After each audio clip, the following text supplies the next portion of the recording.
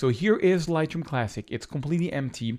I have an SD card that's in my computer with a bunch of selected raw files from different shootings that I did that I want to play around with you to teach you the power of Lightroom. So it says here, click the import button to begin. Let's just do that. So I click on import, and I'm going to go straight to that SD card. It's called SD32. That's the name I gave it. So there's a few options when it comes to importing. So by default, all the photos are selected.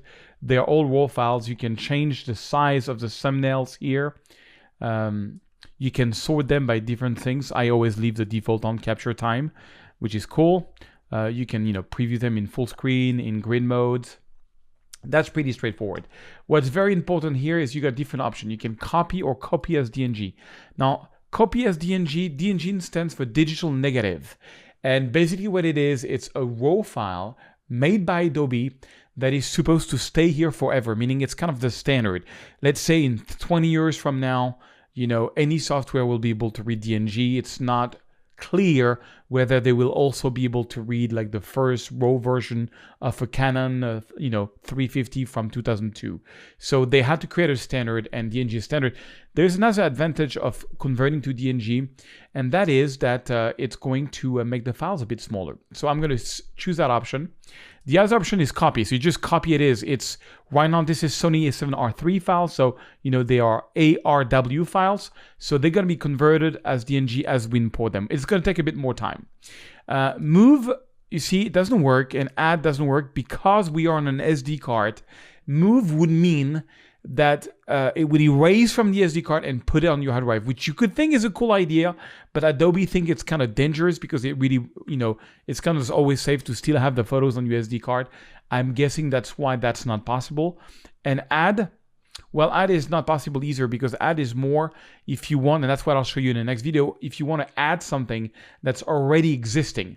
It's already on your hard drive. You don't want to move it. You just want to be able to access it from Lightroom. And that's what we're going to cover in the next video. In this video is the classical things. You got an SD card. You just want to get the information.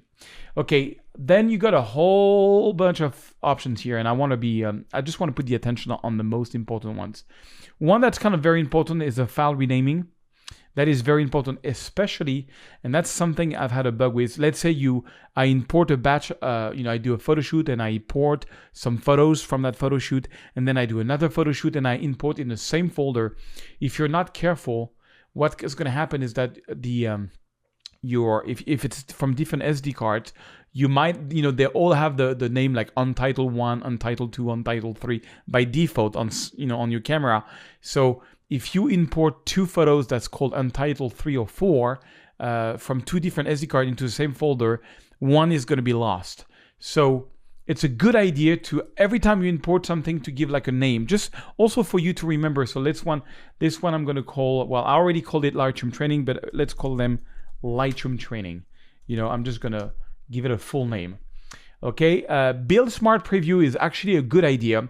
So Build Smart Preview, even on a, see here, I'm going to import these photos into my external hard drive, okay? My external hard drive is a lot slower than my internal SSD hard drive, which is like 5 times faster.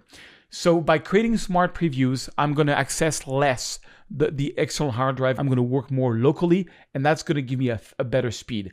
It just creates files which are a little bit bigger, but that's cool. I advise you to do that. So now the good question is, where do we put these folders, these photos? So I'm going to go onto my external hard drive.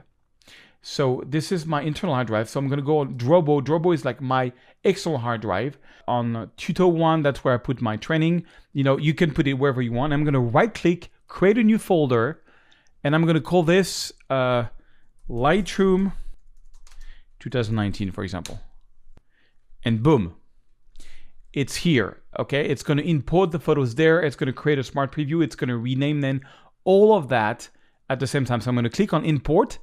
And that's what's going to do is, as I said, it's going to copy from the SD card onto my external hard drive. It's going to create a file called a smart preview, which is just a way to say that it's going to access faster the photos.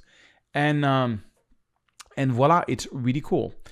And now I am ready to see it's still working. Although they're already there, it's probably right now creating a smart preview and converting it to DNG. So it's going to take a little while.